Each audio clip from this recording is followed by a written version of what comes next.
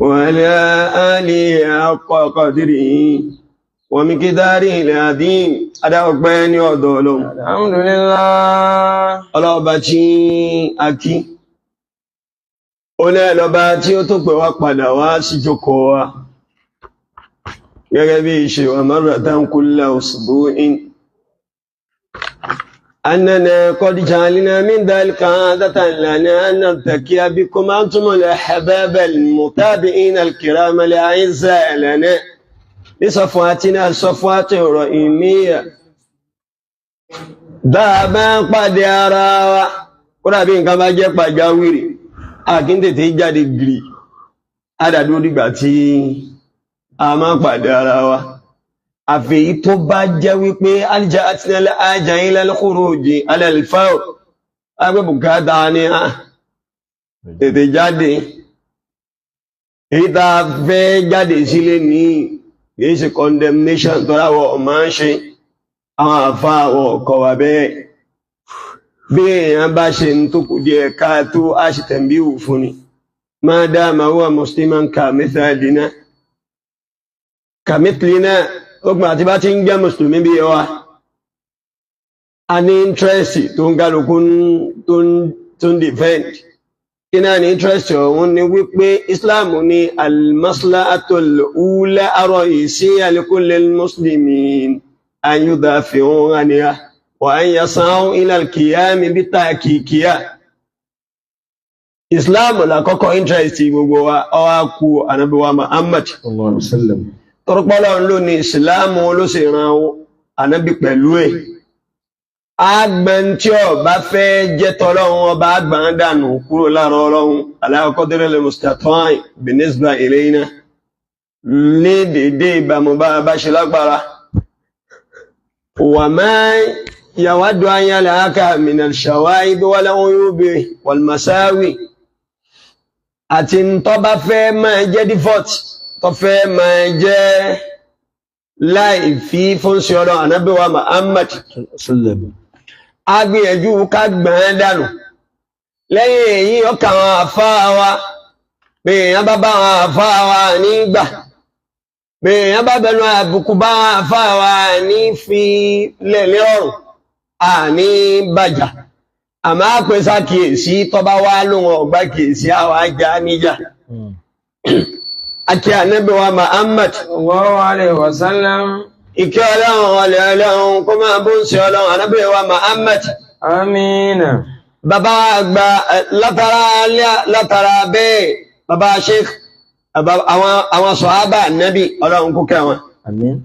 Àwọn alẹ́ Ànábì Ọlọ́run kó kẹ́ wọn. Àmín. Àwọn àìmọ̀lá àwọn tàbíùn àtàwọn àtúbáwọn tàbíìn Ọlọ́run kó kẹ́ wọn. Àmín. Àwọn àìmọ̀lá arba'a Ọlọ́run kó kẹ́ wọn. Àmín. Bọ́lọ́run bá ní kẹ́ gbogbo wọn. Ó wá kí àwọn àfáà tàwa wal muallimu lil jami' tọ́ àwọn kárán ọ̀fẹ́ àfáà gbogbo wa ni wọ́n torí sẹ́ wọ́n kárí wa ìgbìyànjú wọn oòrò fún gbogbo wa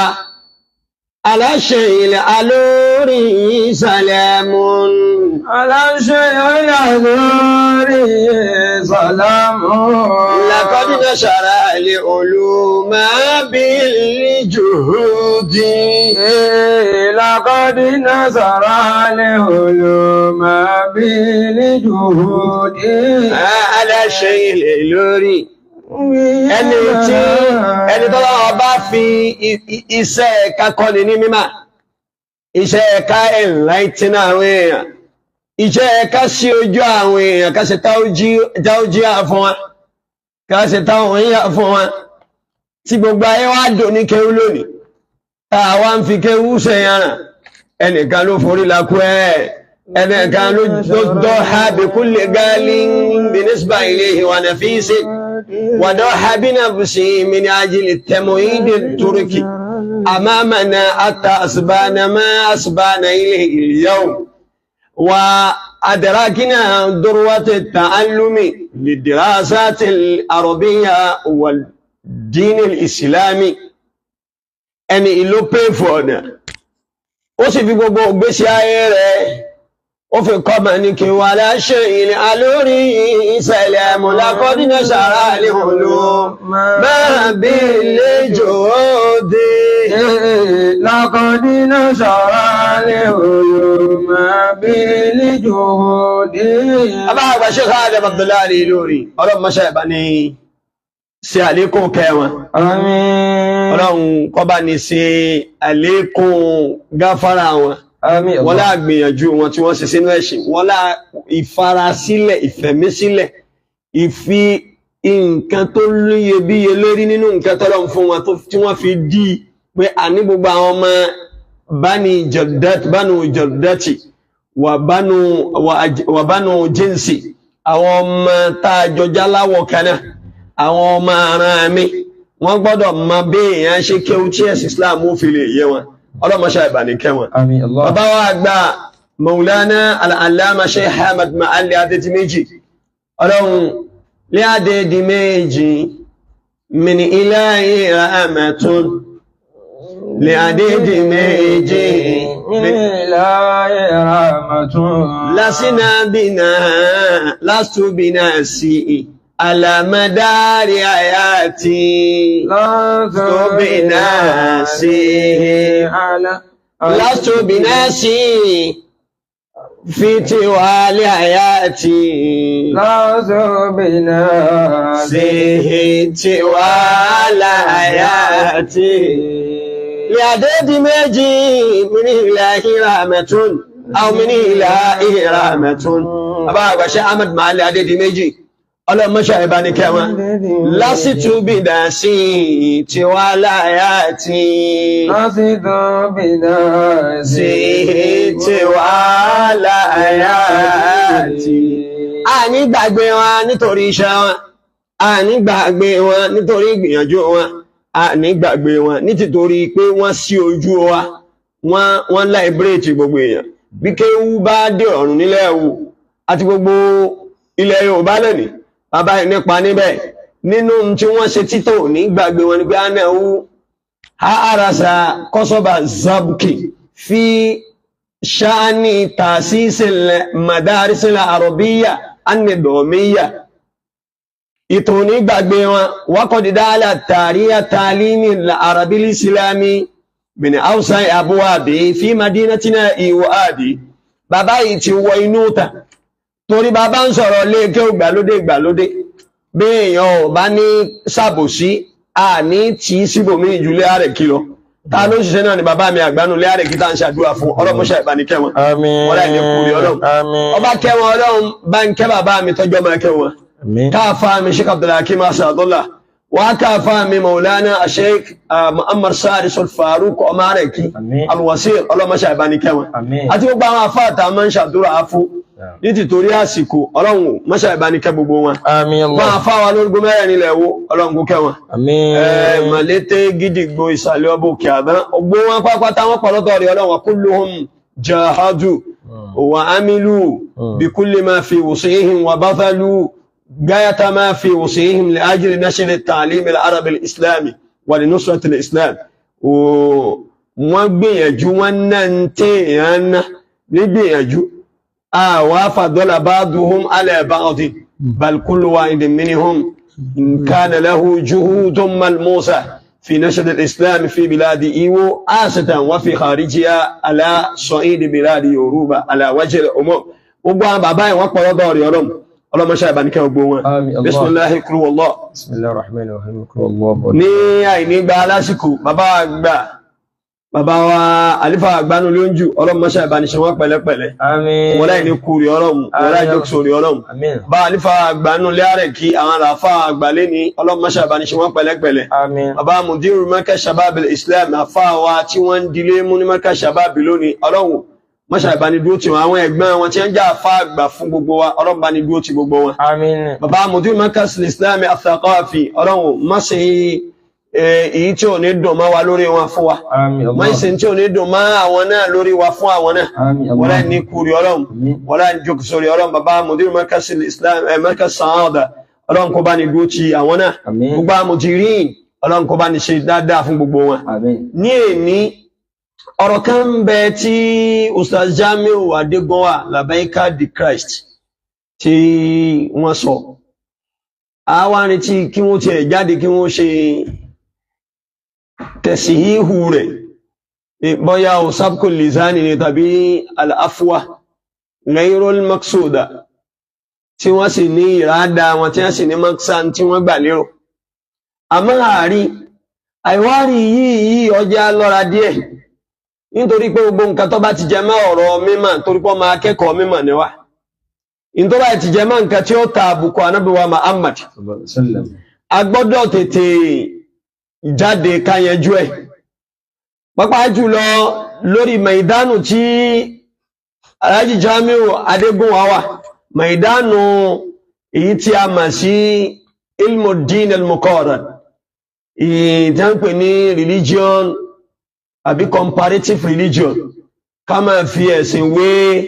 ara wọn dirasatul adyan wa muqaranatuha al-wahid bil-akhar ó ní kí a wò pé ókè ẹ̀sìn rẹ̀ tí sẹ̀sìn mùsùlùmí èyí táwa wà ń bẹ̀ kọ́lọ̀ mọ́ yọ wá kúrò ń bẹ̀ káwá wọ ẹ̀sìn míì bẹ́yà Christianity ni èyí tí wọ́n máa dìrù pẹ̀lú wọn láwọn pastors wọn àtàwọn tí wọ́n jẹ́ reference wọn àwa máa yọ àwọn àdílà kẹjáde láti ilẹ̀ máa fi nílẹ̀ wípé èyí ìlẹ̀sìn tí Ọlọ́run ọba tó tẹ́wọ́ gbà eléyìí kọ́ ni ẹ̀sìn tí Ọlọ́run ọba tẹ́wọ́ gbà àgbélẹ̀rọ rí tó túmọ̀ sí wípé akzaru man yatasayyaduna akhta'ahu al-masihiyyun wan nasara àwọn tí wọ́n máa ṣe fault finding pé a fẹ́ wo in tí ó sọ tí ó dá a fẹ́ wo in tí ó wí tí ó kó àbùkù bá ẹ̀ṣẹ̀ rẹ̀ táwa náà fi lè lò gẹ́gẹ́ bí afẹ́níhù láti fi lè kó àbùkù bá ẹ̀sìn rẹ̀ tá lò gẹ́gẹ́ bí afẹ́níhù láti fi lè kó àbùkù bá Ànábì wa Muhammad sallallahu alaihi wasallam ma'al ilmi anna nabiyya Muhammadan sallallahu alaihi wasallam mubarrahu an kulli ayb Ọlọ́run ṣe Ànábì lẹ́ni tí ó wà very very clean ó mọ́ ó sì jẹ́ wípé kò ní àléébù kankan tọ́lọ́run ọba fúnra ẹ̀ lọ́tọ̀ hárẹ̀ Ọlọ́run fúnra ẹ̀ lọ́pọ̀nlé òun lọ fọ̀ ọmọ wà ní záhù ó sì wọ Ọlọ́run ló ṣe kíni ló purify rẹ̀ lọ́wọ́ mú abstained kó jìnà an kulli aibin wa an kulli naqsin kó mi gbogbo láìfẹ́ àti gbogbo tí ń jábùkù àmọ́ tá a bá wo ọ̀rọ̀ náà awwalu man yakumuna bi istimali tilka al-akhta diddahu wa didda al-islam umul masihiyun àwọn tí wọ́n kọ́kọ́ lò láti fi àtàkì Islamic perspective tàbí pé ṣé bí ẹni tẹ́ lọ́mẹ̀sìn yín wá ṣé bó ṣe rí nù torí gbólóhùn wípé àwọn àyà kan ń bẹ nínú al-Qur'an tí ó yí Ànábì gẹ́gẹ́ bí Ustaz Jamiu Adégúnwà ṣe sọ kò sì yé àwọn sọ̀hábà فضلا عن أن الآيات تكون مفهومة لدى التابعين واتباع التابعين كاتي تو sọ pé yó yé àwọn tabi'un àtàwọn tabi'un tabi'in kódà wọ́n make mention wípé kò yé àwọn àhímà al-arba'a àwọn àfà mẹ́rẹ̀ẹ̀rin tí a ń tẹ̀lé Abu Hanifa Imamu Malik Imamu Shafi'i àti Imamu Ahmad so pé kò yé wọn àmú yí àwọn àmá tí ó kọ́kọ́ jà mí lẹ́nu ń bẹ̀ ni wípé zalikal maqta'u qut'a ala hiddati wa ala infiradi ó wà separately cut ni ó wà separately cut tàbí ó wà separately cut ọ̀rọ̀ yẹn ọ̀rọ̀ àbùkù ni fi shakhsiyyati sayyidina Muhammad sallallahu alaihi wasallam ọ̀rọ̀ tí ó gbọ́dọ̀ bá wọn sí Ọlọ́run tẹ́lẹ̀ pé tó bá ka wọn sí Ọlọ́run àfi ká gbọ́n dànù nítorí wípé àwa gẹ́gẹ́ fúnra wa tá jẹ́ mùsùlùmí nahnu mutalabun bid-difa'i 'anil islam awwalan wa qabla difa'ina 'anil islam yajibu 'alayna an nudafi 'ala qadri al-mustata' 'an Allah subhanahu wa ta'ala kama annana mutalabun bid-difa'i 'anil nabiy Muhammad sallallahu alayhi wa sallam. We will be held responsible, we Muslims, most especially àwọn tó jẹ́ àfáà nínú wa wípé tí àléébù kan bá fẹ́ wá látọ̀dọ̀ àwọn ẹlẹ́sìn ní sọ́dọ̀ Ọlọ́run àwọn alágbọ́wọ̀ jẹ́ ni àkọ́kọ́ tí ó gbọ́n dànù lọ́lọ́run fi wí fún wa wípé a'udhu billahi minash shaitanir rajim pé wala tasubbu alladhina yad'una min dunillah ẹ má bú àwọn tí wọ́n ń ṣe nǹkan tó yàtọ̀ sọ́lọ́run ọba yín amarana Allahu subhanahu wa ta'ala bihaza fi muhawalatin minhu subhanahu wa ta'ala liman'ina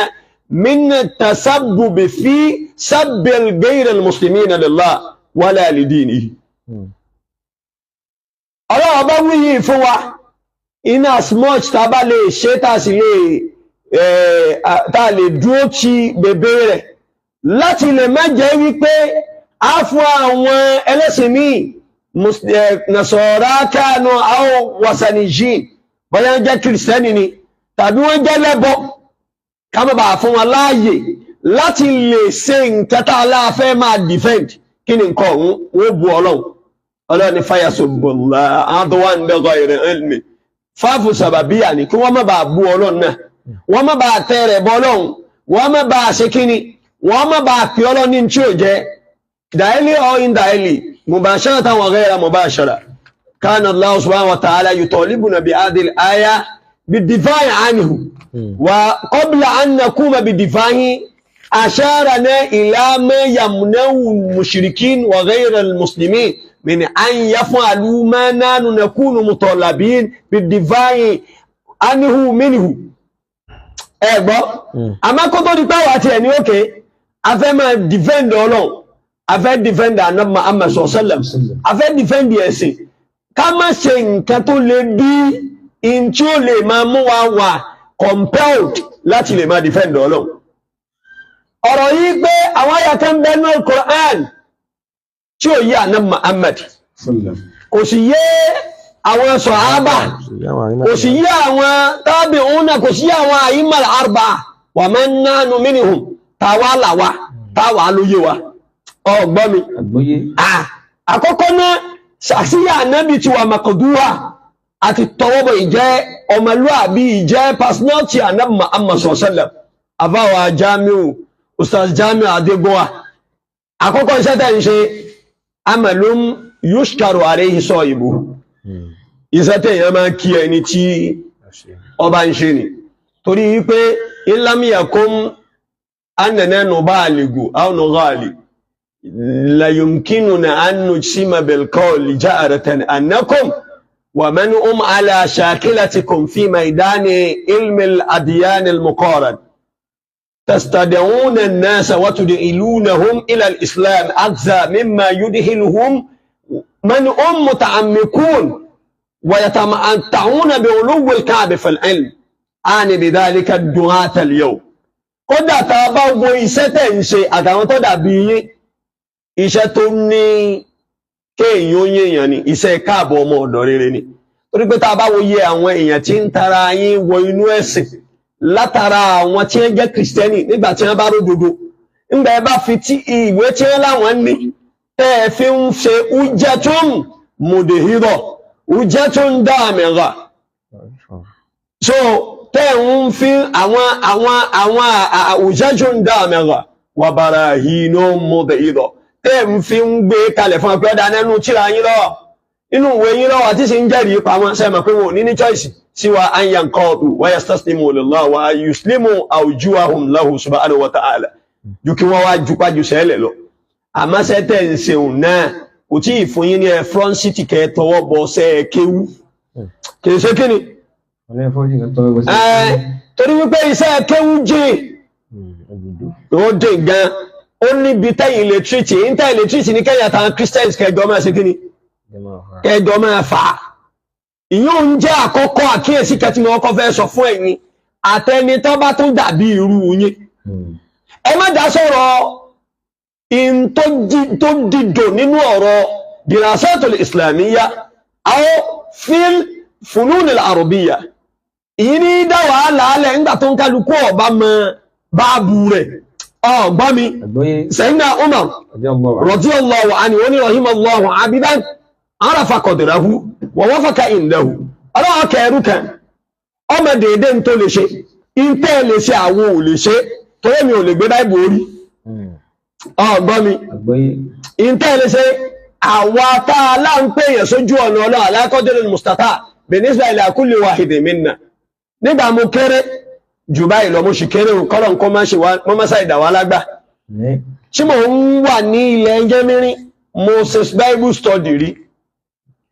mo máa wà forced and compelled láti lè máa ní òkè mo fẹ́ study Bible nítorí pé mi ò fẹ́ fail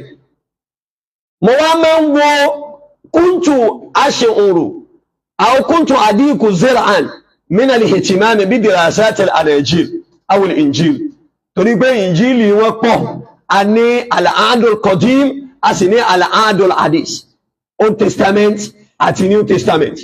Old Testament wá pọ̀ lórí ìrànràn Revised Standard Version ń bẹ King James Version ń bẹ gbogbo ẹ̀ ní ń bẹ so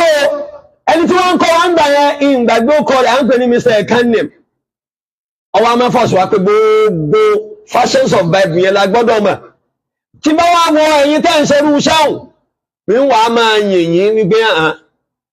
inna a'malakum allati narakum taqumuna biha li ajli di'ali ghayri al-muslimina ila al-islam laysa bi a'malin saghira yusta'anu biha kìí ṣiṣẹ́ kékeré àmọ́ tó ti bí èsì ṣiṣẹ́ kékeré o kìí kọ̀tọ́ fún yín kẹwàá lẹ fẹ́ tọwọ́ bọ àwọn sí àwọn àfáà tí ẹ dúró ti sẹ́ kéwú ìlẹ́yìn náà ọmọ kéwú o àmọ́ kéwú ju kéwú lọ sọ́mọ̀ pé wọ́n fáwọn kọ́kọ́ lè dè hàn ní ọ̀hánlẹ̀ ọgbọ́n mi gbogbo ẹni tó bá lò nímọ̀ láyé ẹni kó sì máa bẹ́ wájú rẹ̀ wọ́n fi mẹ́ni wàrà kulli baladin ba'idin baladun ab'ad gbogbo ìlú tó bá lò ń jìnà láyé bó ṣe wùlé ó jìnà máa túlẹ̀ bọ́ọ̀dì مسافة الذي يقطعها الناس قبل الوصول إليه لا بد من أن يوجد من ألف ورائه بلد آخر أبعد منه bó ti wùlẹ̀ kí ni wọ́n jìnà tó a sì rí ìlú ní tó tó ṣe kíni tó jìnà jùlọ so gbogbo ẹ̀yin comparator sí wa àtẹ̀yìn tẹ́ jẹ́ tẹ́wà ń fọ́ front tó yẹ pé ẹ̀yin gẹ́gẹ́ lẹ́dìímú táyé sì ń rí yín táà sì ń rí iṣẹ́ yín táà sì ń dúpẹ́ pé Ọlọ́run ọba ṣe o àwọn àfáàtọ̀ wọ́n mẹ́ pèèyàn sínú ẹ̀sìn wọlé lónìí ìjà ni wọ́n ń bára wọn èébú kíní ọ̀dá nǹkan ọ̀dá ìwádẹ́ni anyúdí ìlú nasa ila al-islam narahum yukhrijunahum minhu instead kí wọ́n máa mú ẹ̀wọ̀nú ẹ̀sìn àwa ni wọ́n pé wọ́n tí ìyàn jáde ni a ní wà lẹ́yìn afá ipọ̀ èwo ni ká ṣe ráì ẹ̀wò ń lọ sí kìrìsìtẹ́nì àmẹ́yìn bá ní pí àwọn èèyàn wa Ọlọ́run sì ń sin kíni wallahu yusakhiru ala aydikum قلوبا ألوف مؤلفة من المسيحيين ويجعلوا على إثر ذلك يعتنقون الإسلام ọba ní ro ọkàn àwọn èèyàn tó pọ̀ ó sì ń jẹ́ wọ́n máa gba ẹ̀sìn Islam so àkọ́kọ́ ìdí mo kọ́kọ́ fẹ́ tọ́ọ̀chì ni wípé ọ̀rọ̀ yẹn tó mú yín sọ ni wípé ẹ̀ẹ́dìdò nínú ọ̀rọ̀ kéwú ẹ̀yin ń ka translator tàbí bẹ́ẹ̀ bá tiẹ̀ sì lè ka Arabic nínú ẹ̀ bá gbé Kùránì tó lóun ń kà á kò tí ì máa kéwú ọgbọ̀ bó ti jẹ́ pé àní Muhammad ní rasul ilmi kitabullah wa rasul hikma makhafatullah àmọ́ bẹ́ẹ̀ wọ́n bá gbọ́ al-Qur'ani yé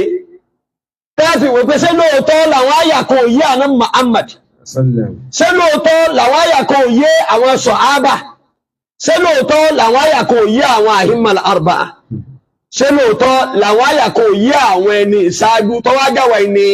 ọwọ́ ayé gẹ́gẹ́ bẹ́ẹ̀ ṣe wí tí ó gba ayé gbọ́ a kìrìsìtẹ́nì tí wọ́n ń gbé kiri ẹnìkan sẹ́ndí ẹ̀ sí mi ló wá ń pọ́ǹtì mi láti lè jáde kọ́ máa rí mi bí alábòsí gbé afá yìí kọ́mọ̀ òṣèwà láàfà a mú jáde sírú àwọn nǹkan báyìí mo fún wa lọ́wọ́ pọ́ǹtì mi nígbà ń retí pé kẹ́ jáde kẹ́ ṣe tẹ̀sí ìhù mazaril kaul bọ́rọ̀ ṣe wà ó ṣeéṣe kọjá wípé ẹnu gbé yín kọjá pàníyàn yín lórí ń tẹ́ ẹ fẹ́ sọ ọ yàtọ̀ tàbí àìlágbọ́yé àwọn àmọ̀ kan tó lè mú yàn rí wípé ókè báyà wọn àyà kan ń bẹ o tánàbí ọ̀fà sára rẹ̀ ọ̀gbọ́miyé tí ó explanate tí ó explain rẹ̀ torí pé àní Muhammad Ọlọ́run ló kọ́ ní kéwú bó wà ní ẹni tọ́lọ́ nǹkan kéwú tí ò ní gbọ́ kéwú yé àwọn èèyàn gán kọ́ yẹn kéwú ń gbọ́ yé ábẹ̀lẹ̀ tí Ọlọ́run wífànà Muhammad أعوذ بالله من الشيطان الرجيم لا تحرك لسانك لتعجل به Suratul Qiyamah kani la tuharrik lisanaka litajala bi inna alayna jam'ahu fa idha qara'nahu fattabi' qur'anahu inna alayna jam'ahu wa qur'anahu thumma inna alayna bayana لا تحرك به لسانك لتعجل به. نعم. إن علينا جمعه وقرآنه فإذا قرأناه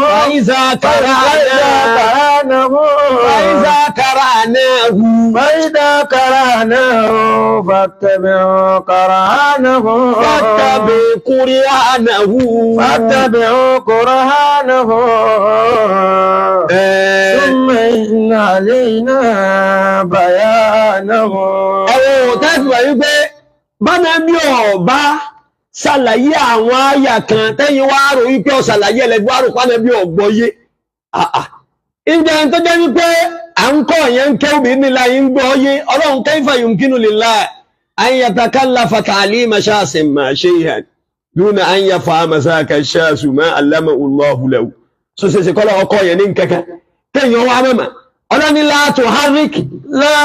tuharrik bihi lisanaka litajala bihi. Nígbà táwọn bí tí màláíkà Jibril ọmọ wa máa fún ànábì ní tí ń ṣe tẹ̀lkínú rẹ̀ Ọlọ́run ní ọkọ̀ ànábì yọkọ̀ Jibril pé tọ́ ọba ọmọ pé nígbà táwọn àfáà wa ń kọ́ wa ń ké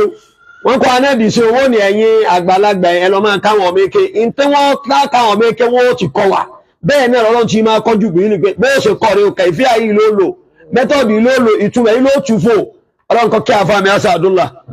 bàbá mi àfáà mi àgbà Wasirul Qadiri ńgbà tá a jọ wà lọ́hùn pẹ̀lú wọn tí wọ́n bá fẹ́ kọ́ mi wọ́n ní àjẹ́ ń gbọ́ bí bàbá wa sáàgbé ó ṣe wù náà kí n tó wá kọ́ wọ́n wà ní pé báyìí ni òsìkọ́ báyìí ni òsìkọ́ tó ní tí wọn ò bá gbọ́ ó lè la ìbínú lọ bẹ́ẹ̀ náà lọ́lọ́run tí kọ́kọ́ máa kọ́ Jibril tí Jibril bá wá ń kọ́ ànábì ọwọ́ àmọ́ sáré yára bí kókó tètè má Ọlọ́run wá wí fún pé tuharrik bihi lisanaka litajala bihi. Mùsàlámì Adébọ́wà Labẹ́ka the Christ ayẹyẹ fún sẹ́tẹ̀ ń ṣe wallahu yashkurukum wàlá masubatakum anil Islam wa anil ummatil islamiyya. Àmọ́ ṣé ó ṣeéṣe kí ẹ̀yin ọgbọ́n kẹ̀kẹ́ yé náà Kùránì kẹ́ ẹ gbọ́ yé ju ẹni tí Ọlọ́run ọba fún rẹ̀ ẹ̀kọ́ Ọlọ́run wí fánàbì pé la tuharrik bihi lisanaka litajala bihi. Mọ́nà ẹ̀ yára tẹ̀lẹ́nu rẹ pé ànábì máa fẹ́ tètè mọ èyí tí Ọlọ́run bá ń kọ́ ń gbà Ọlọ́run má máa ṣáájú ẹlẹ́ẹ̀dẹ́ pé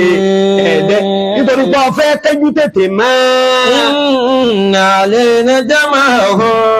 wa qur'anahu. Ọlọ́run májẹ̀ tọ̀ iná tàùkìdù ni àfù tàùkìdù ni dájúdájú àwọn Ọlọ́run láàkó gbogbo ẹ̀jọ sínú báyà rẹ̀. Inna alayna jam'ahu wa qur'anahu. Àwọn iná láàsì jẹ́ káàrí ó lè pé ọ̀tọ̀ nígbà tí èèyàn gbé nǹkan sérí ọ̀tọ̀ nígbà tí ó máa pè Ọlọ́run àti gbígbé sínú àti ní máa pè àwa àádọ́mọ́nẹ̀ àgárántí ẹ̀ fún ànábì. Wa idha qara'nahu fattabi' qur'anahu. Báwo Ọlọ́run bá ti wá ní kí Jibril lọ mẹ́ta máa tẹ̀lé bí ṣe ń kà máa ṣáájú ẹlẹ́ẹ̀dẹ́pẹ̀ẹ́dẹ́. Summa inna alayna bayanahu. Ọlọ́run ní inna alayna dájúdájú ọ̀rọ̀ ẹ̀yàn ni fáwọn Ọlọ́run ká ṣàlàyé ẹ̀ fún ọ kó yọ dáadáa. Sẹ́rìpọ́lọ̀ ti dọ̀mọ́nà bayanul Qur'an al-Nabi sallam hatta yafhama kulla wa jami'a ayatihi. Gbogbo tí ń jẹ́ ayé al-Qur'an lọ́lọ́run ọba ti dọ̀mọ́nà ẹ̀fà nàbí wípé ọgbọ̀yé. Àyàfà àwọn kan. Àìsì gbọ́yé òun kìí ṣe àwọn kan tí kò sí ìtí ò gbọ́yé. Àbáwọn kan ń bẹ tọ́lọ́run fún ànábì láǹfààní kó ṣàlàyé ẹ̀ fáwọn èèyàn. Ọgbọ́n mi Ọlọ́run fánàbí láǹfààní kó ṣàlàyé rẹ̀ fún láǹfààní pé kó ṣe àlàyé ẹ̀ náà mú kí gbogbo ẹ̀yin tẹ́ ń kí wa ẹ ṣé o ìfẹ́ tí ó so wá pọ̀ náà ni ìfẹ́ bàbá Alágége Ọlọ́run bá alikiola kò ní fi ìfẹ́ náà tú wa ká bàbá Maulana Mudirul Markaz Habibul Malayin Habibullahi ya bi salami Mudirul Markaz Shaykhu Suyukhi Mudirul Markaz Shaykhu Suyukhi Habibullahi ya bi salami ọ̀rẹ́ mi alayani alifayina sufu ọmọ bàbá Alágége lórí yóò mú kí yóò Habibullahi ya bi salami ìfẹ́ kan ṣoṣo tó kó gbogbo wájọ́ nánú markasiyuna wà nánú hadamiyuna wà nánú habibiyuna la yumkinu limri'in an yadda'iya al-markasiyata دون أن يكون آدميا ولا يمكن لأي امرئ أن يدعي الآدمية دون أن يكون حبيبيا حبيب لا يا بسلامي ó lè jọ máa Markaz ọwá ló nífẹ̀ẹ́ ṣe dáadáa ó sì lè ló nífẹ̀ẹ́ ṣe dáadáa nǹkan ọmọ nífẹ̀ẹ́ bàbá Mudirul Markaz Habibullahi ya bisalami Mudirul Markaz Shaykhu Suyukhi Mudirul Markaz Shaykhu Suyukhi. Ọlọ́run mọ́sá ìgbọ́n àfáà wa lẹ́mi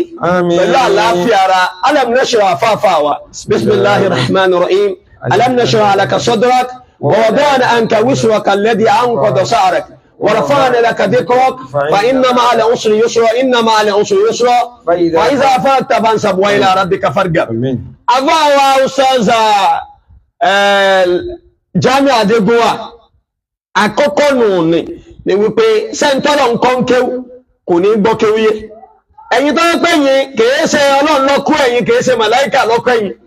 kó lẹ́yìn ṣe fẹ́ gbọ́ yé jàdẹ́bì lọ àmọ́ tó jẹ́ mi lójú ni wípé ọ̀tọ̀ ni ń tẹ́ fẹ́ wí ọ̀tọ̀ ni ń tá yín sọ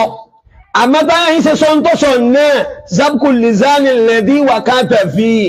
jarrabika ila alqabi fi shakhsiyati nabiyina Muhammad sallallahu alaihi wasallam ele magbero be mi ṣe wí o tore èyàn ọmọ tin benu ọkàn èyàn láti lè kó yẹ̀yẹ́ bó ń ṣe ọlá Ànábì wa Muhammad sallallahu alaihi wasallam ke olódodo la bí pe ń pa Ànábì lódodo ni ni àwọn àyà kan benu Qur'an tí ó yé Ànábì ìgbà bala ya ń benu Qur'an tí ó yé Ànábì a jẹ́ pa Ànábì fi Islam le ghayru kamilin ọgbọ́ Ànábì taraka lana al-islam wa lam yasifu lana sifatan kamilatan Ànábì òròyìn ẹ̀ wasfan kamilan òròyìn ẹ̀ tẹ́ fún wa nìyẹn bẹ́ẹ̀ lọ́lọ́run sì jẹ́ ó yé wa wípé gbogbo nǹkan l'Ànábì ti ṣàlàyé fún yín gbogbo nǹkan yà mú wá tá a yọ̀ǹda fún kó ṣàlàyé ló ti ṣe yọ̀ǹda ló ti ṣàlàyé lọ́lọ́run fún wa fún Suratul Maida al-aya raqmi 3 ọlọ́ni al-yawma akmaltu lakum dinakum al-yawma akmaltu lakum dinakum wa atmamtu alaykum ni'mati wa raditu lakum al-islama dinan. lẹ́ni kádọ́bí ọ̀tọ́kú ọ̀pọ̀ qalil من موعد وفاة نبينا محمد صلى الله عليه وسلم أنزل الله عليه هذه الآية أنا من لوني أنت سكتان بيوكو لاي ولا ما نكى النبي أنا من لوني إلى àti sàṣẹ́pẹ́ Islam àti èyí tó yẹ kó yẹjú fún ó ti yẹjú ẹ̀ èyí tí ó yẹ wọn ó ti yẹjú ẹ̀ gbogbo ń ta sọ kalẹ̀ ní Al-Qur'ani ló ti yẹjú rẹ̀ fún wọn. Wa atmamtu alaykum ni'mati. Níjọ́ bẹ́ẹ̀ sì ti gba Islam ni mo ti kádàrá pé gbogbo ìbẹ̀rẹ̀ mi Ọlọ́run kó pèsè yín lérí. Wàrà dì í tó lẹ́tọ̀ọ́ lè ṣe lámàdínà. A sì yọ́nú fún pé kẹ́sì Islam ọ jẹ́ ẹ̀sìn fún yín. So láwùjá àádùn kàmẹ́jì tún wà rẹ́ṣítà. إلى أمر أعين الناس علنا ليتدعي أن هناك بعض آيات في القرآن لم تكن مفهومة أم لم ينقض فهمها للنبي صلى الله عليه وسلم بينما هي مفهومة لديك. كواجد كان Ọlọ́run ẹ̀ ń pe Ọlọ́run náà nírọ́ ní ẹ̀nà torí wípé Ìsìláàmù ẹ̀sìn tó pé ni tẹ́bá wọn Christianity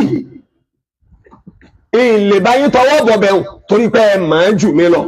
ẹ kà á ẹ sì study ẹ̀ àmọ́ ń tá àmọ́ ní wípé kìí ṣe Jesus Christ ló gbé Christianity kalẹ̀ Sọ́ọ̀lù ló gbé kalẹ̀ nǹkan àfi ń tọwọ́ bu ẹ̀sìn lọ́dọ̀ àwọn tí ń ṣe ni wípé ẹni tẹ́ ẹlẹ́ẹ̀tẹ̀lé ò declare kankan tí ń jẹ́ Christianity kò ní doctrine tó níyàtọ̀ sí ìtẹ́yìn gbé dání ìsàn tẹ́ bá wọ́n ń sọ ní ìsìn tí gbogbo Christian ń gbọ́ gbogbo ń tá ń lò tí ń jẹ́ hujjatuna alayhim satanqalibu hujjatana alayna fil muqabil duna an nash'ura yóò mọ̀ jẹ́ ìntàwọn náà mọ̀ lọ àgẹ́sọ agbéṣẹ́ bí Adégbówà ti sọ wípé àwọn àyà kan bẹ tí ó yé ànábì ìsàn àyà ìrun kíkí kò yé ànábì àyà àwẹ̀ gbígbà kò yé ànábì àyà agbá wọ́n máa wí so gbogbo àwọn yìí lọ̀rọ̀ tó yẹ kẹ́ ẹ wò tó fi yẹ kẹ́ ẹ jáde kẹ́ ẹ ṣe tẹ̀sí ìwù rẹ̀ ọ̀kẹ́lọ́mọ ọlọ́ba ní ṣe dáadáa fún wọn wọ́n jáde wọ́n sọ pé ọ̀tọ̀ ni ń tẹ́ fẹ́ sọ àmọ́ ẹ̀yàn kẹ́ ẹ mara ọ bíi alára sùfùrúkà láyàhú kùlákà bàdànàkà sùfùrúkà àbí kíni láyàhú kù sùfùrúkà ìríkà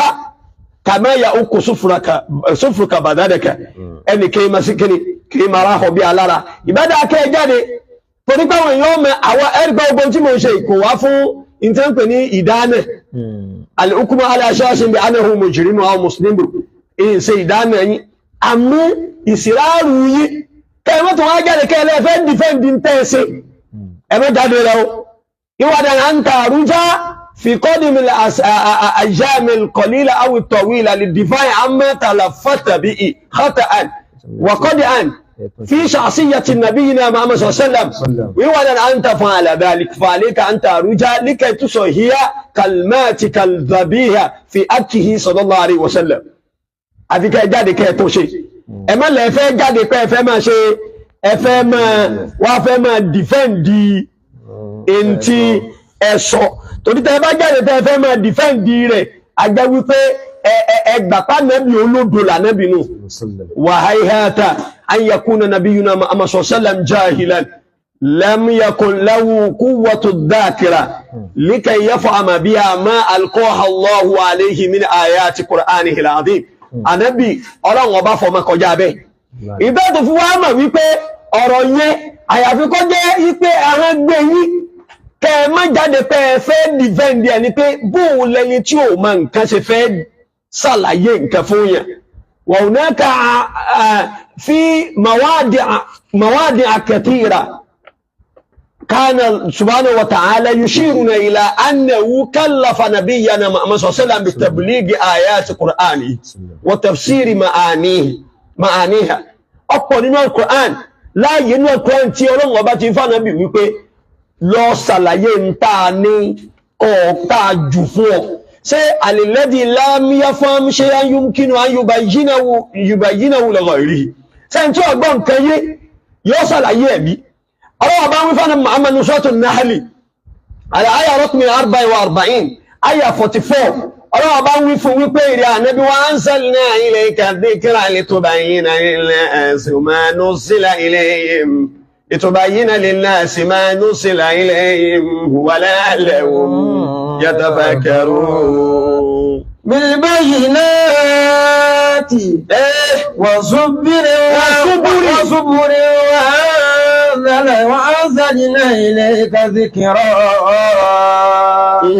وأنزلنا إليك ذكرا لتبين للناس ما نزل إليهم ولعلهم يتفكرون أرني إلى النبي وأنزلنا إليك أسوكال صدر وأنزلنا إليك الذكر تنجى ذكر ناني القرآن àwọn àfáàní máa sọ pé àdíìtì ni abal Qur'an gẹ̀gẹ̀ lọ́lọ́wọ́ bá láàṣọ kalẹ̀ fún rí ànábì litubayyina linnas ó fi lè máa ṣàlàyé fáwọn èèyàn ma nuzila ilayhim wa la'allahum yatafakkarun ìta sọ kalẹ̀ fún wọn láwọn àmì àwọn òfin àwọn àṣẹ ṣé ẹni tí ó gbọ́ nǹkan yẹn alladhi faqada shay'an yu'tihi ghayrihi sẹ́ni tí ò ní nǹkan lè fún ẹlòmíì ni làwọn lábá máa sọ pé fákìrù ṣe láàyò ọtí ẹni tí ò ní nǹkan ò lè fún yàn. So èyí ò já mà wípé àṣìṣọ lọ̀rọ̀ yẹn gbọ́dọ̀ jẹ́ bí takid wọ́n fi wá kí sáàbì tí wọ́n fi akíkọ̀tẹ̀lẹ̀ àmọ́ sábùkù lìsáàdì lọ gbọ́dọ̀ jẹ́. ṣe wá rí àlàyé tánà bí ṣe èyí tí ò yé bọ́yẹ̀ ẹ̀ríkà tàbí ẹgbọ́ wípé òkè hunaka ba'dul ayat lam yufassiru an-nabi sallallahu àwọn àyà kan bẹ tánà bí ò tí ò ṣàlàyé la li kawnihi ghayra fahimin láà kèsì pánà bí ọgbọ́yé ọgbọ́ tó gbé gbogbo àlàyé tánà bí wá ṣe ní gbogbo ayatul Qur'an gbogbo ẹ̀ka náà yatadammanu bayanuhu sallallahu alaihi wasallam fil Qur'an li sahabati ridwanullahi alaihim gbogbo àlàyé tó ṣe in jẹ́ tafsira ma kana mushkilan gbogbo àlàyé nǹkan tó bá jẹ́ yí pé ó rújú fáwọn Lárúbáwá sẹ́yìn pé dé Lárúbáwá rẹ̀ lọ́ọ́ fi ṣàlùkọ́ránì kalẹ̀ àwọn ẹ̀sẹ̀ kọ́ ni ká tó lè gbọ́ yé débi pa gbọ́ ẹ̀sẹ̀ yé ẹnu èyí tí ó bá rújú fáwọn Lárúbáwá tí ò yé wọn lànàbí máa ṣàlàyé ẹ̀ fún wọn wa taraka lahum ma lam yushkil alayhim min alfaz al-Qur'an ànábì wa gbé ṣe bí Lárúbáwá ni wọn yóò yé wọn báyá ló èyí ò lẹ́wù tẹ́fi ní ànábì ọgbọ́ àwọn ayàkẹyẹ lẹ́yìn ẹ̀ tafsila ma kana mujmalan nǹkan tó bá wà concise tí ẹ kọ wá lẹ́lẹ́rẹ́fẹ́ ànábì ọwọ́ ṣàlàyé ẹ̀ nǹkan tó jẹ́ wípé irú àpẹẹrẹ àkọ́kọ́ ní ọ̀rọ̀ tí Ọlọ́run Ọba àlékiọlá tí ń wí wípé innal alladhina amanu wa lam yalbisu imanahum bidhulmin àwọn ẹni tí ẹ gbọ́ Ọlọ́run Ọba gbọ́ tí wọn ò sì wọ ìgbàgbọ́ wọn lẹ́wù àbòsí ọ̀gbọ́miyé fa ima sahaba ridwanullahi alaihim dhulma hunalika bimana ad-dhulmi bi awzani wa bi umumin ma'ani pé ok àbòsí tọ́lọ́wọ́ bá ń sọ bẹ́ẹ̀ ni wípé gbogbo ẹni tí ọba ti yàn yẹn jẹ́ tó sì gbọ́lọ́ngbọ́ nìkan lọ gbọ́lọ́ngbọ́ tó sì bá wípé èyàn ò lè má fẹ́ wà yíyàn yẹn jẹ́ fánà bíbá kò yé wa sọmọ pé ọwọ́ àṣìkálà lé lórí àlẹ́bí wa mú àyà mi wà nù Suratul Luqman wípé ya bunayya la tushrik billah inna shirka la dhulmun adhim fafassara nabi sallallahu alaihi wasallam lahum ad-dhulma bishirki fi ayatin ukhra ló fi ń jẹ́ wípé kánà bayanu nabi sallallahu alaihi wasallam àwọn àlàyé tánàbí wá ṣe níbi pé gbogbo ayé tánàbí gbá díìsì yé ẹ̀tọ́gbà Kùránì yé àtàwọn àyà àtò ẹ̀ ó ṣe láti fi ṣàlàyé ń tó rújú ó sì ṣe láti ṣàlàyé bẹ̀rẹ̀ kánà mujmala ní tọ́lá ń jù sí ẹ̀ lẹ́ẹ̀kan náà gbòógì tí ọ̀wá yé wa pé Ọlọ́run Ọba kan mú wá lérèfé lólókòdoro láì yé ni ìṣì máa jẹ́ ta àkíkọ́ máa kánà muhtamal tí nǹkan bá jẹ́ muhtamal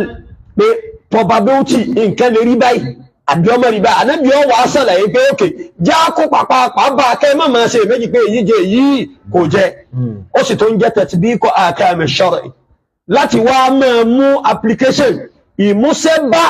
ìtí ń jẹ́ tatbiqu ní ikhdamu al-amr li qa'idatin ilmiyyah ká mú nǹkan mas'ala li qa'idatin ilmiyyah ká mú nǹkan kan wá ká wá fi ṣiṣẹ́ ṣe gbogbo tánàbí wá ṣe nù so tẹ bá wò pé òkè bóyá ń tẹ́ gbọ́ tàbí ń tẹ́ ẹ̀ka ní translated kìíní tàbí tẹ́ ti ẹ̀ka gan lè tẹ́ ilé dáka fúnra yín sọgẹ́tẹ̀ wàlásán náà kúrò dáàlíká fíìmù àwàlà tí mínà lè ṣe hànà tí bíkò a ṣe láti fi yẹ̀yẹ́ ẹ̀yìn àmúnídèédé ibi kéwú yín dé ọ̀rọ̀ kí ló bí àwọn àyà kan tánàbí ò ṣe tafsiru rẹ̀ kí ló bí àwọn àyà kan tánàbí dáa lé lórí ẹ̀ tí ó fi sọ̀rọ̀ lé lórí àwọn okùnfà kan ló bí àkọ́kọ́ mbẹ̀ ní pẹ̀lẹ́ annal Qur'an gbẹ́gbẹ́gbẹ́ ẹ̀rí al-Qur'an tẹ̀rí mínú ìbẹ̀m̀bẹ̀ masta'dhara Allahu bi'ilmihi tọ́lọ̀ ọba mọ̀ọ́mọ̀ tó monopolize mímọ̀ rẹ̀ tó gbọ́ nìkan lọ́dàmọ̀ irú àwọn huruful muqatta'ah àtàmákà níbẹ̀rẹ̀ al-Qur'an pé alif lam mim kẹfọ́ àyà ayé sọ́ọ̀dì bọ́yọ̀ lẹ́ ń rí fáàsí Yasin ìtàwọn àfáàsí mẹ́sọ̀ ajmal ulama'ul muslimun ala anna Allaha a'lamu bi muradihi bi hadhihi al-hurufil muqatta'ah Ọlọ́run nìkan lọ àwọn àfáàtí mẹ́sẹ̀ màmà tó tí ẹ ka tafsiru sẹ́bẹ̀ yọ bá gbọ́ Kùránì iye dáadáa àfáàwà Ustaz Labaika the Christ akínyẹ púpọ̀ lórí iṣẹ́ tẹ́ ń ṣe Ọlọ́run sì san yín lẹ́san olóore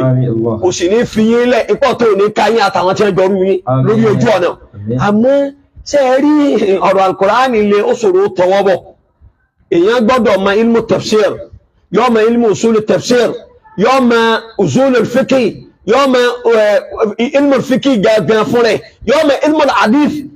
yóò mọ ilmu al-riwayat yóò mọ ilmu al-athar gbogbo àwọn ọ̀nà yìí lẹ́yìn ẹ̀dùn tí ojú ọ̀nà ní ń fa ló fi wá wà mushkilun alaykum ní fi wá ń jọrí yìí pé hunaka ba'du ayatin lam yafhamuha an-nabiyyu ala addi qawlikum gẹ́gẹ́ bẹ́ẹ̀ ṣe sọ́wọ́ àbáwọ̀ ọ̀gbàpá nàbí ọ̀gbọ́ àyà kẹkẹyé àyà tá nàbí ọ̀bá ṣàlàyé ọlọ́run ọba ló fi ìmọ̀ ṣe istihtaru fún rẹ̀ pé èmi ni mo dá ní Yasin kẹfọ àyà ayé fred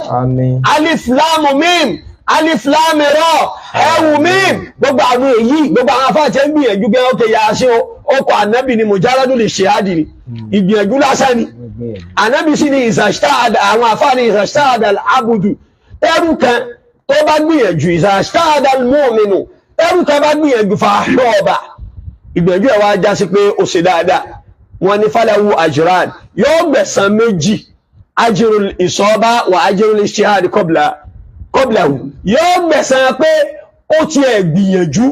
ó ti ẹ̀ jókòó tẹ̀tẹ̀rẹ̀ ó lómi mẹ́ yóò sì gbẹ̀san wípé ó ṣe pẹ̀kín tó fẹ́ ṣe wà ìsá ṣàádà mọ́mìnù fàáhàtọ̀ àmọ́ bí mọ́mìnì bá gbìyànjú lọ́wọ́ wá ṣe mistéèkì falahu ajrun wahid aláwọ̀ wá ajrul ijtihad tó ń tí bó ṣe mistéèkì náà yóò sì gbẹ̀san kí lẹ̀ sọ òun ẹ̀sán kó ṣe kí ni gbogbo ìyànjú. So àkọ́kọ́ nù nìyẹn ni pé ọlọ́run ọba àlekì ọlá kò gbọ́nmọ̀ fánàbí láǹfààní kó ṣe tẹ̀fsíìrù rẹ̀ fáwọn èèyàn tọ́lọ́rọ̀ gangan fúnra rẹ̀ kò fún ní tẹ̀fsíìrù rẹ̀ ìtẹ́yọ̀ bá sì sọ fún èèyàn ò lè gbọ́yé àmọ́káwọ́ ni àwọn ayàtẹ́ ń bẹ tó ló ń sọ fánàbí kó ṣàlàyé ẹ̀ fún tí ò yé kò yá wọn sàábé kò yá wọn tábìí kò yá wọn àyímà àmọ́ yẹ́yìn التجريء كل تجريء في حق وشخصية نبينا محمد صلى الله عليه وسلم ìtọwọ́ bọ ìjọmọlúàbí ànábì ni àti ìpè ànábì ní ẹni tí ò ṣerú rẹ̀ ẹlẹ́ẹ̀kejì ń bẹ ó lè ní pé tẹ́ bá wo ọ̀pọ̀lọpọ̀ àwọn kẹ̀kẹ́ ń bẹ nínú Al-Qur'an tọ́lọ́run ó ṣàlàyé fànábì ó dẹ̀ fi nílẹ̀ náà pé àjí ọmọ ń pẹ́ ni iná ni àkíkọ́tù sáà ìjọ òní kìyàmù sáà ìjọ òní kìyàmù òdì ọgbọ́ bí kánà ní ìtàràbà ti sáà kọmọ ẹlò bí àìsù kánà Allah subhanahu wa ta'ala yá tí bí sí gatal madi bí iradatal adi wal istiqbal tí ó hàn kéèyàn mú ọ̀rọ̀ tó ti lọ wá ó sì máa gbèrò rẹ̀ pẹ̀lú kíni pẹ̀lú kẹtí ọ̀sẹ̀ lẹ́jọ́ wájú ara àwọn ìjásùn Kùránì ni ẹgẹ́tẹ̀ àìsàlàyé àwọn kìíní ìfànẹ́bì látọ̀dọ̀ Ọlọ́run ìní òjò ṣàlàyé ẹ̀ fáwọn sọ̀hábà láàlìkọ́ ní lam yakun fa'iman laha kẹsẹ́ nítorí wípé kò gbọ́yé irú ẹ̀ náà tó ní àkíkọ́tù rọ̀ ẹ̀mí olùpọ̀lọ̀ ń fánà bí pé yasalunaka ani ruh qul ruhu min amri rabbi wa ma utitum minal ilmi illa qalila ọlọ́ni yasalunaka ani ruhi wọ́n bìrì ànábì wọ́n bá abẹ́ léèrè nípa tí ń jẹ́ ẹ̀mí kò lè rú mi ní amúrà bí sọ fún ọpọlọwọ ọba mi ló ní mímọ̀ rẹ̀ òun lọ́mọ tí ń jẹ́ ṣáánù rẹ̀ òun lọ́mọ tí ń jẹ́ àkíkọ̀ rẹ̀ òun lọ́mọ tí ń jẹ́ kúníhù rẹ̀ wà máa ń tí tọ́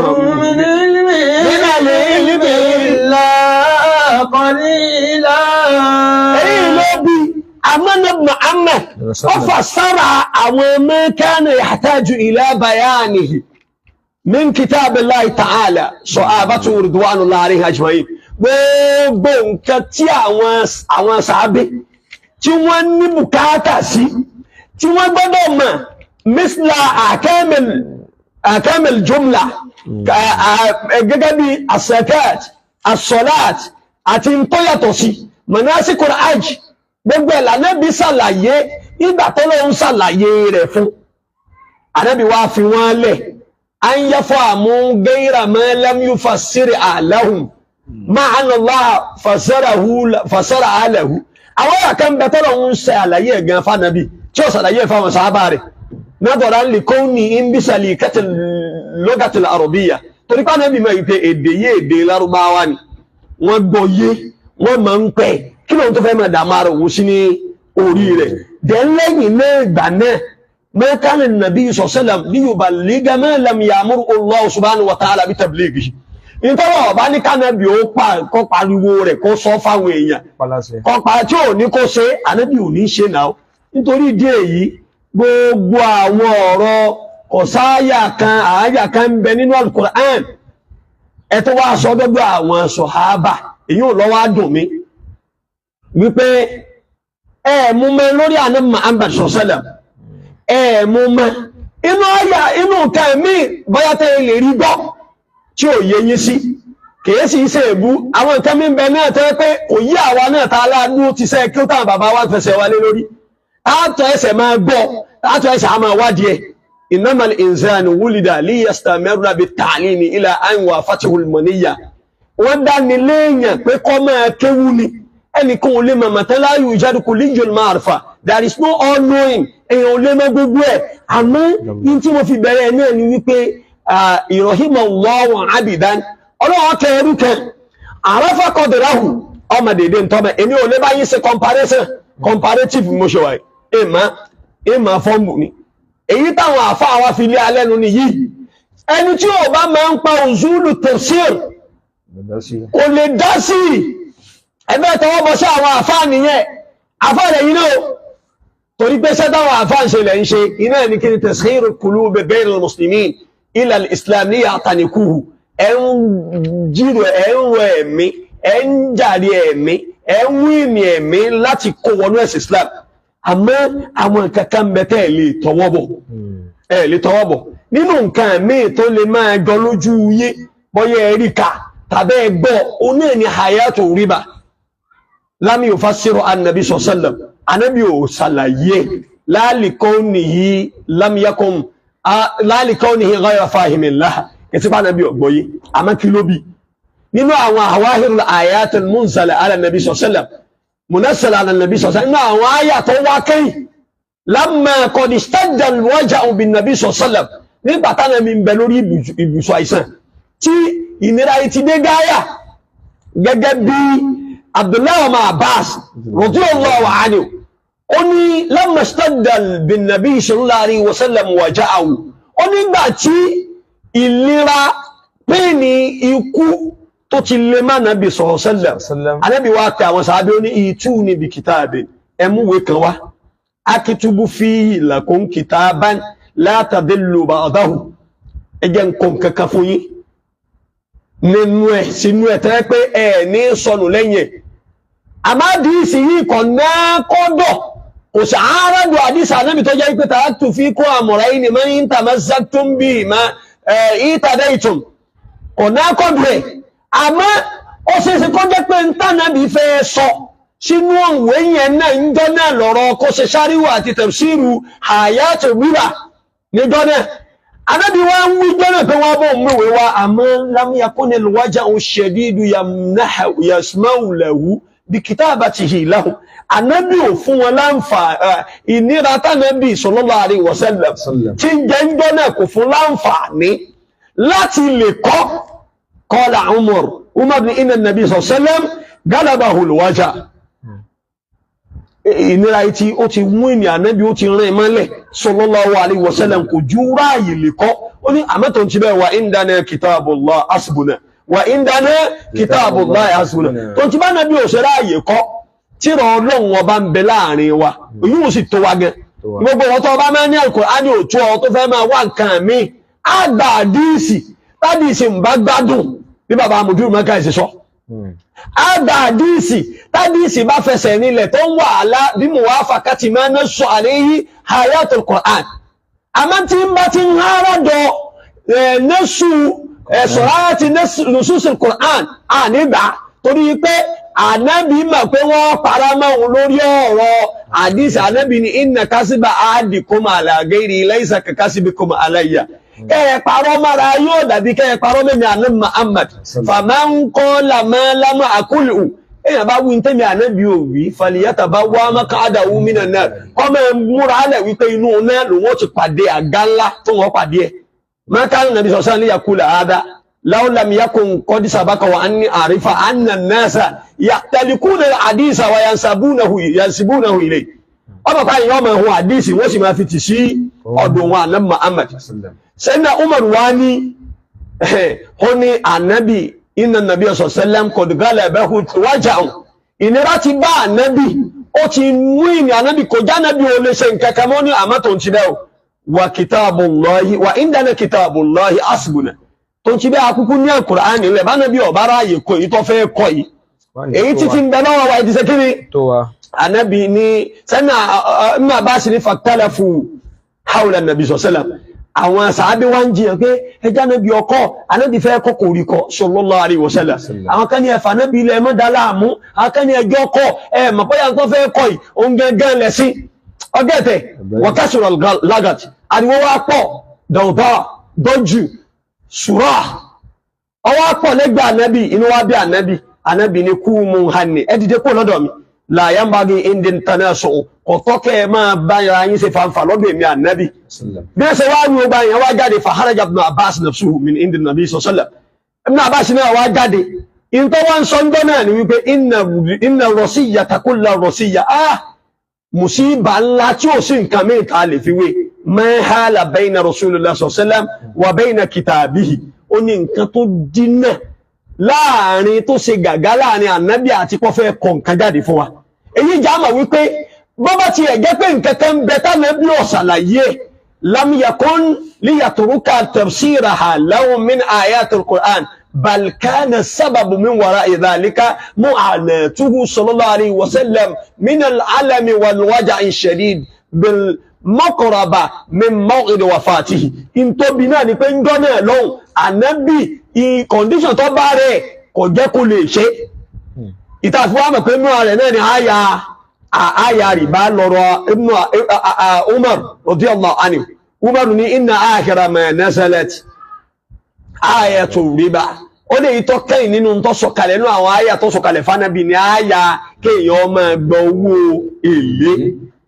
wa inna rasulullah sallam kúbìdọ̀ ó ní ó sọ̀kalẹ̀ fánàbí àmánàbí ń bẹ lórí àìsàn ọ̀rọ̀ àyè sàlàyé anábì wá gbẹ́mí mi lórí pé àyà yìí wá dúnà àyínkọ́dí fàzára lahum wa ní bidhalika sahabata ridwanullahi alayhi ó ní walam yufassir lana anábì ó sàlàyé ẹ̀ fún wa o ṣùgbọ́n fada òun riba wà rihibata ẹgbẹ́ rìbá jùlẹ̀ àti gbogbo tí wọ́n máa jẹ́ ìròyìn iye méjì tí wọ́n máa jọ rìbá èyí náà wà nù kẹta àlè sọ pé báyà náà bí ò sí kíni kò sàlàyé àmọ́ lam yakun adamu qudrati ala fahmi tilkal ayati sababan fi adami tafsiri li sahaba radiyallahu alayhi kéèsà ìgbóyé nítorí ìdí èyí níkànnì àwọn sahaba tẹ̀sí mẹ́nu báyìí àdínlá pọ̀ àwọn àṣàrù pọ̀ tá a lè fi báàkì ẹ̀ fún yín wípé ọ̀rọ̀ orí bẹ́ẹ̀ o bó ni ànábì káti ọkọ̀ yọ pé ẹ ṣe mistake ń bi tànábì ni mistake lágbàá ni ọlọ́run kò sẹ́ni tí ò lè ṣàṣìṣe inna kullu ibni Adama khata gbogbo ọmọ ànábì Adama ni máa ṣàṣìṣe wa khayrul at-tawwabun ṣùgbọ́n tó bá dé àjù tó bá ṣàṣìṣe ó fẹnu ṣàṣìṣe ni ó fi ìrìn ṣàṣìṣe ni ó fi wà ṣàṣìṣe ni kó tún ṣe kó túbá ni ìtaàrí tí lọ́rọ̀ ẹni kẹ́ jáde kẹ́ tọrọ ń ṣe ẹ̀rí pé bá a ṣe máa sọ fáwọn èèyàn nù ẹ jáde ẹ tọrọ ìṣe ẹ má jẹ́ káwọn ẹlẹ́sìn kejì ọ sọ Islam ló kọ tí èsè tiẹ̀ ẹ má jẹ́ wọ́n pe ànábì ní tí èsè tiẹ̀ inú sàábàtà ní kò yé wọn ẹgbẹ́ fún yín nìkan Ibn Abbas radiyallahu anhu tí a máa pè ní ibrul umma òun ní àfáàgbà àfáà kí ni mo pè àfáàgbà fún àwọn sàábì nínú àsìkò tiẹ̀ kódà gbogbo àwọn sàábà wọ́n gbà wípé ọ̀gá ni níbi ká gbọ́ Al-Qur'ani yé ká gbọ́ ayé Al-Qur'ani yé kò sì rí mi kankan àdúrà nẹ́bì lọ́sẹ̀ lára rẹ̀ àdúrà kí ni mo pè gbogbo wọn máa kéwòn òfò tó ọ̀fẹ́ ṣe bọ̀ yí àfáà rẹ̀ tó ọ̀fẹ́ máa ṣe kídímà àfáà rẹ̀ ó lè ní àlùbáríkà ń bi kéwù Ibn Abbas ń dọ̀kan gẹ́gẹ́ bí Abdullahi ọmọ Abbas fúnra ẹ̀ náà lọ gbà wá ó ní ànábì wọ dákàlà nàbí sallam kàlá ànábì wọlé ìgbọ̀nsẹ̀ ń gọ́nà فوضعت له وضوءا ó ní mo wá ti bá gbé omi àgé mo ti bá gbé ilẹ̀ mo bá nàbí gbé kalẹ̀ kó tó wọbẹ̀ bá nàbí ṣe wá débẹ̀ kọ́ọ̀lù man wada'a hadha ta ló gbé mi kalẹ̀ فأخبر النبي أن الذي وضعه عبد الله بن عباس كأن تبقى كان عبد الله بن عباس أنا بني اللهم فقهه في الدين وعلمه التأويل اللهم بان جو ويسي وبان فوني بي يسي تفسير نينجبه تفسير الكلام أي انتي سنجي تأويل لبع لبعواني هل باثوا عن المعاني الخفية وراها المعاني الظاهرة كي يوم في يتوما تفجوه وفي ما وادين باتوما تقبع حديثي ọjọ́ mọ̀ pé gbogbo ọ̀yà tọ́lọ́ ń pé kánàbì Muhammad kó gbọ́yé tọ́lọ́ ń ṣàlàyé ẹ̀ fún ànábì Ibn Abbas gbọ́yé sọ̀tẹ́yìn bá wá dé lónìí tẹ́ ní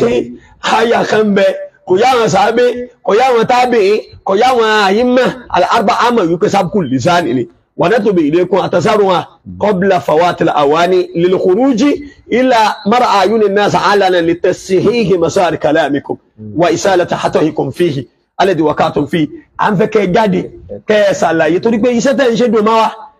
àwọn àfáà gan tí ń dúró ti sẹ́ à ń pèyàn sójú ọ̀nà ọlọ́run yíwà dáná ń yúdí ìlú nasa ila islam yukhrijuna minhu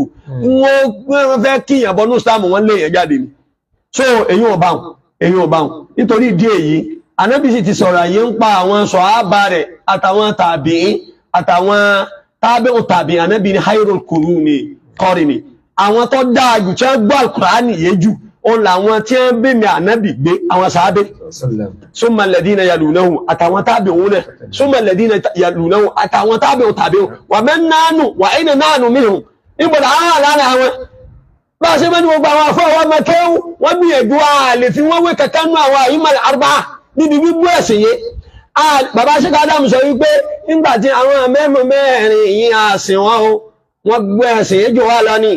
wọ́n máa ń parẹ̀ jù wá lọ ní ààrẹ ń tọ́ bá wọn sàábé nú wọn ọgẹ́tẹ̀ tọ́ bá ánìsọ̀mọ̀ Málíkì ọbẹ̀ nú wọn àgbánú gbogbo wọn Abu Hanifa ọba wọn àwọn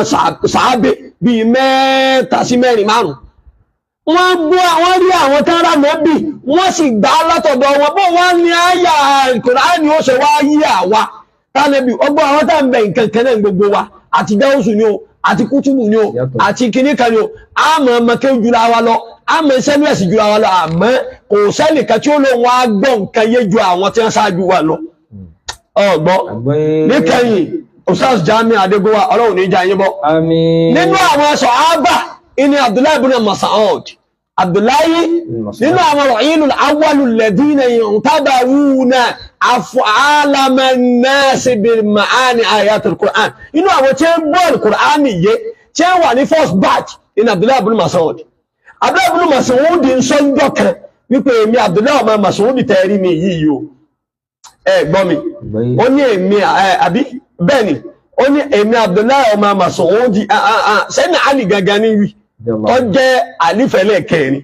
ó ní èmi o saluni ẹbí mi léèrè ń pẹ́ ẹ̀sìn fa wallahi la tasaluni an shay'in wọ́n fọ́lọ́ mú ẹ̀ níbi mímí kankan illa abartukum bí àyàfi kí fún yín làbárè ń pẹ́ ẹ̀ bó ṣe jẹ́ wasaluni an kitabillah ẹbí mi léèrè ń pa àwọn ayé al-Qur'an fa wallahi ó ní mo fọ́lọ́ ń búra ma min ayatin kò sáyà kan láyé ìlà àyàfi kọ́ jẹ́ pé wà ní èmi àlí àlẹ́mù mọ́mọ̀ àbìlẹ́yìn nẹ́sàlàt sóòrùn ló sọ̀kalẹ̀ ní àmbìnà àárín àbọ́sàn hamfiza ní àbí nínú ilẹ̀ rírí ilẹ̀ tó jìnà ọlẹ̀ vẹ́yì ló ti sọ̀kalẹ̀ ní hamfi jábàlì tàbí lórí òkè àbí ìfúnrẹ̀ náà ló tó sọ kẹfìlẹ̀ mọ̀ wípé ẹnu gbé yín ni àfi kẹ́ ẹ bá ní tó ṣe sẹ́nà àlì ní wọ̀wọ̀ olùmọ̀fọ́lọ́ múra máa ń sà láti àyà tó àyà kó o ṣe kí ni ọ̀ṣọ̀kalẹ̀ ìlà wàkọ́dé àlímùtù kémi àlí ọmọ àbútọ́ níbi kí n mọ fi mẹ́sàlátì ta lọ́sọ̀kalẹ̀ fún nítorí ta ni wà ẹ̀yìn mẹ́sàlátì níbo ló ti sọ̀kalẹ̀ wà aláàmẹ́ mẹ́sàlátì orí ìdí kílé sọ̀kalẹ̀ inna rabbi ó ní tó jórí bẹ́ẹ̀ ní tọ́lọ́wọ́ ọba ẹ̀mí àlí wàhábàlì kọ́líbà ńlákúlà ọlọ́run fún mi nílò àkàrẹ̀ ó fún mi nílò àkàrẹ̀ tó gbẹ́ ó fún mi ní ọ̀kẹ̀kẹ́ tó nílò àkàrẹ̀ wa lisanan natiqan ó sì fún mi ní kíni ó fún mi ní ahọ́n tí máa sọ̀rọ̀ ìtí ò bá yé mi ń béèrè rẹ̀ èyí ò ti Sayyidina Ali Abdullahi ọmọ Mas'ud òun wá ń sọ tí ń fi kẹ́yìn rẹ̀ àfáàwà Ustaz Jami Adégúnwà ní jábọ́ ní ṣubú nánú natlubu minkum shay'an wahidan la ghayr wala saniya ìkẹ́ ọkọ̀ láfẹ́kẹ́ ìṣe àwọn kọ̀ndẹ̀ mú yí a mà wípé ibi ojú yín rìnà dé ni ibi tójú yín wà rìnà dé àfikẹ́ ẹ̀rẹ́ tọwọ́ bọ̀bẹ̀ ìtọ́ bá gbé yín ẹni tó gbé yín yìí kágbà bẹ́ẹ̀ gẹ́gẹ́ bí ọ̀kan lọ́mọ Ọlọ́run kò ṣe dáadáa fọ́kan lọ́mọ kọ́ mẹ́jẹ̀ wọn jábọ́ wọ́n ní kèèsì ń tẹ́fẹ́ wùnú ẹnu gbé yín ni ẹ̀yin náà wá jáde sẹ́mọ̀ wípé ẹnìkan mara ọbí alára kẹwàá sọ pé kí ní yìí yóò wàláhì làdín tí mo fẹ́ sọ rẹ̀ ó yí ma ó dàrú mọ́ mi lọ́wọ́ ni kọ̀sẹ́ntì ń kéé dàrú mọ́ lọ́wọ́ tó bá ti wá dàrú wọ́n là á mọ́ sí wí àìsè kíni àìtẹnumọ́ni yára bil insani an yukhtiya fi lafzi bi shay'in lakin la yara bihi an yusirra ala lafzi bi shalika shay'il ati èèyàn má sì wí àmọ́kọ̀ gbọ́dọ̀ máa tẹnumọ́ lẹ́nu oṣù ẹ̀ mo sì wí náà ní sì máa wí ẹ má wí bẹ́ẹ̀ Abdullah ọmọ Abbas ọmọ Mas'ud ó ní walladhi la ilaha ghayruhu mo fi ẹba tó jẹ́ pé kò sọ́ba mí yàtọ̀ sí ti sọlọ́m mo fi búra máa ń sàrẹ́ tí àyà kẹ̀ẹ́sì kíni kìí sọ̀kalẹ̀ tàbí kò sọ̀kalẹ̀ min kitabillah nínú tírà Ọlọ́run illa wa ana a'lamu fi man nasala àbíkẹ́ mi Abdullah ọmọ Mas'ud ọmọ ẹni tó ti torí rẹ̀ sọ̀kalẹ̀ wa ayna nasalat kí n sì má bí tó ti ṣe kíni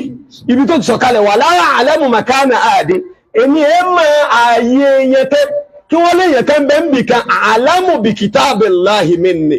tó ń tẹ àlámà bí kitabillahi minni torí wípé sífà fún àdé ni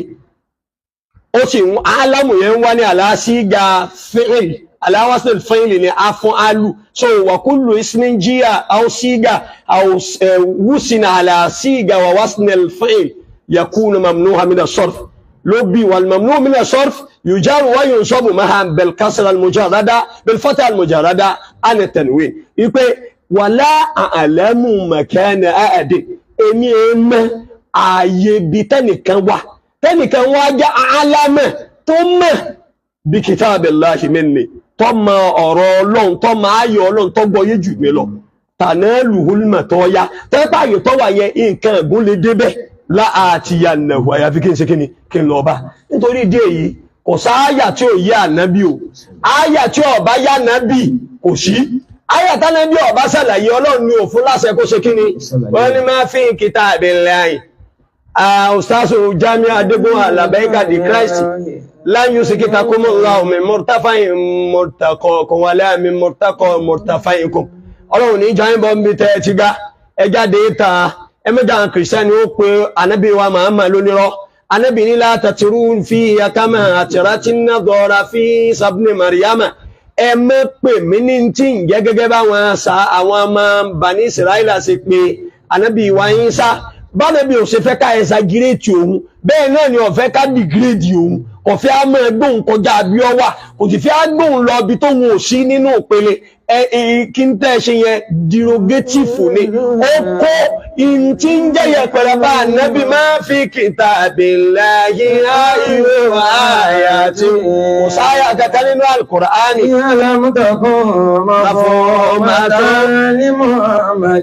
ó wá dé gbẹ́ngbà nábì wá yẹ̀ wọ̀ ànábì kọ̀ wá yí ànábì kò sí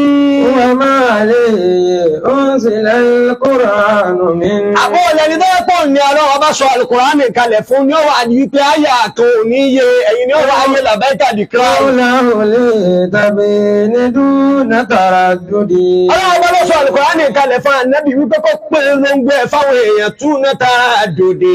Ọlọ́run ọba ló wí bẹ́ẹ̀ àgbèrò lánàá wádùn làhátọ̀ min qimatikum wala naila min qadrikum wala ta'wina bi sha'nikum àjẹ́jẹ́ pẹ̀rẹ̀ yín àmọ́ kọ́mọ̀ bá dín táwọn èèyàn wà mọ́ pọ́npọ́npọ́rọ́bò yín ẹ jáde kẹ́ ní àṣìṣe ni èyàn dàgbà ju tí ò bá mọ̀ lọ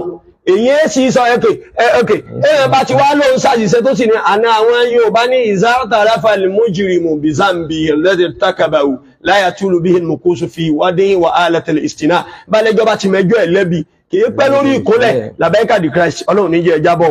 ẹ ní ṣubú ẹ má já wọn ẹ mọ̀ pé iṣẹ́ tẹ̀ ń ṣe iṣẹ́ tẹ̀ fi ń gbógun táwọn kìrìsìtẹ́nì ni wọ́n sì máa wá táwọn náà máa gbógun ti Islam kọ́ máa di pé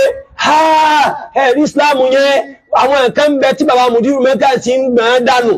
ìkàmọ́ alánà bíi jẹ́ pedophile gbogbo àwọn nǹkan tí bàbá Mudiru ní àfi ká lọ tó wọn ṣe ẹ bá tó kìí náà bọ́ ní ìsìn ẹgbẹ́ṣẹ́ ẹlẹ́nu nù yabda'una yatadawwalul kalama bihi